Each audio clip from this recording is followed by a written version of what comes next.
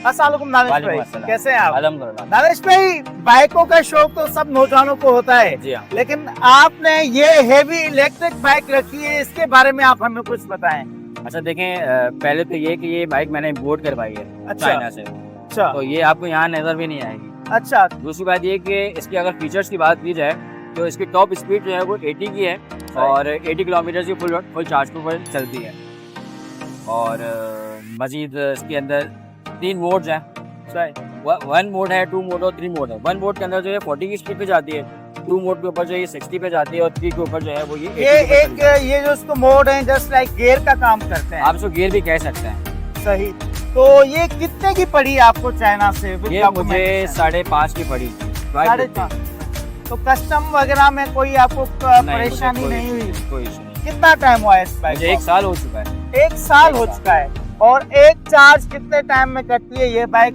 तकरीबन 2 से 3 घंटे में फुल चार्ज हो जाती है। 2 से 3 घंटे में। और इसके अलावा इसकी माइलेज क्या है? 80 किलोमीटर। 80 किलोमीटर। बाहर मुल्क की बाइकों का अक्सर ये प्रॉब्लम होता है कि पाकिस्तानी रोडों पे वो इजीली चल नहीं पाती, तो उस बाइक का क्या सिस्टम है? इसके जम्प्स और इसके सस्पेंशन बहुत अच्छे हैं, तो बहुत खड्डों अच्छे में हैं। जो है वो कोई मसले मसाइल नहीं आते। ऐसा भी नहीं है कि कोई बैक में आपको प्रॉब्लम फील हो रही हो।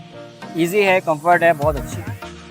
इसके अलावा आप हमें बताएं कि आज तक आपने सबसे लंबा सफर कहां से कहां तक किया है इस बाइक पे? मैंने 50 किलोमीटर 1 चार्ज के ऊपर तो चलाई है, चलाइए, तो कोई मसला नहीं हुआ। कोई मसला नहीं हुआ। स्टार्ट पोजीशन से एंड पोजीशन तक प्रॉपर जा सका था। अच्छा, बैटरी का कितना वारंटी कितनी होती है इन बाइकों की? जो बाइक की तो वारंटी मेरा ख्याल है साल की होती है और बैटरी की जो है वो लाइफ होती है। लाइफ जो होती है वो 2 साल 3 साल की होती है। It depends on the manufacturer of the battery.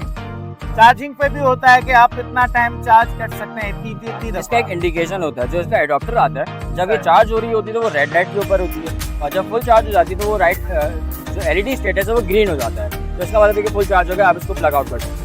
अच्छा, एक बात और कि ये बाहर मुल्क की बाइक है, अगर अल्लाह ना करे कोई हादसा पेश आ जाता है, इसका कोई पार्ट वगैरह डैमेज हो जाता है, तो मेंटेन किस तरह करते हैं इसको? अभी तक तो ऐसा अल्हम्दुलिल्लाह कोई केस नहीं हुआ, लेकिन अगर ऐसा हो जाता है तो जिससे मैंने परचेज की थी, जो आउटसाइडर चाइना के हैं, तो उनको मैं ईमेल वगैरह करूंगा और वो मुझे जो पार्ट होगा उसकी वो मुझे कोटेशन भेजेंगे और जिस तरह से बाइक इंपोर्ट हुई है इस तरह से वो पार्ट इंपोर्ट हो जाएगा।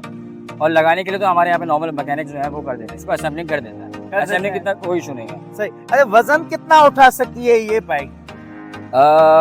160 to 170 kg। दो लाइक बंदे। सपोज मेरे जैसा बंदा है जो 70 किलो पर है और ऐसा ही एक और बंदा 70 किलो का हो या 80 किलो का हो, तो उसके डॉक्यूमेंट्स में जो है वो 160 kg लिखा हुआ है। डॉक्यूमेंट्स के 1 kg लिखा हुआ है। 160 अच्छा, kg। इसके अलावा मुझे ये बताएं कि बारिशें होती रहती हैं, जी हाँ। कराची और पाकिस्तान के रोडों में तो फर्क होता है, यहाँ पे कीचड़ भी होती है, मिट्टी भी होती है, तो उसमें क्या ये सर्वाइव कर सकती है बाइक? मैंने अभी जो बहुत तेज बारिशें हुई थी मैंने उसमें चलाई है और मेरा पीछे वाला टायर पूरा डूबा हुआ था पानी में, लेकिन ये अच्छा। बंद नहीं हुई क्योंकि इसकी जो पीछे मोटर है वो पैक्ड है, सील्ड पैक्ड है, वाटर प्रूफ भी आप उसे कह सकते हैं, तो कोई बंद नहीं हुई, प्रॉपर चलती रही।